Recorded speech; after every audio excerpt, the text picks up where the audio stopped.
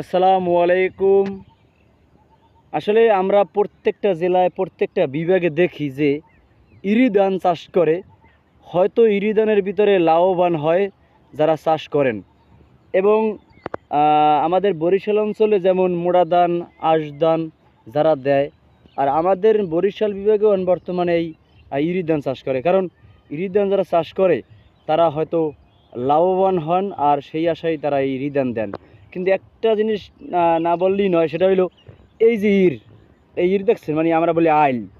এই আইল কিন্তু আমাকে বরিশালে প্রত্যেকটা জমিতে দিতে হয়, মানে প্রত্যেকটা মানে ভাগ ভাগ করে দেওয়া লাগে। আর আমি যে ভিডিওটা করতেছি দেখেন, প্রত্যেকটা জমির ভিতরে কিন্তু আয়ের দেওয়া আছে, দেখছেন এই আয়ের মানে ইর, এখানে ইর দেওয়া আছে।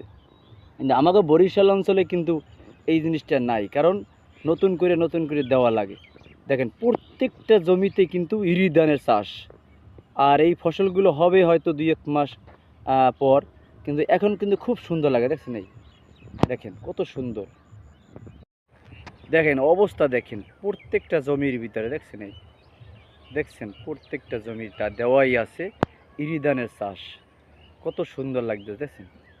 আমি আপনাকে ক্যামেরাটা ঘুরেই দেখাই, দেখছেন এই অবস্থা, দেখছেন কত সুন্দর ইরি ধানের চাষ। দেখছেন এই কত সুন্দর দেখা যায়। আমাদের বরিশাল অঞ্চলেও মানে এভাবে করে না, মানে বিভিন্ন জায়গায় জায়গায় হালকা হালকা আর কি। আর এই এলাকায় কিন্তু বিভিন্ন জমিতে ইরি ধানগুলো দিছে, মানে এই বীজগুলো লাগানো হয়েছে, হয়তো পরবর্তী ধান হবে ইনশাল্লাহ। দেখছেন প্রত্যেকটা জায়গায়। দেখছেন। ভালো থাকবেন। আসসালামু আলাইকুম।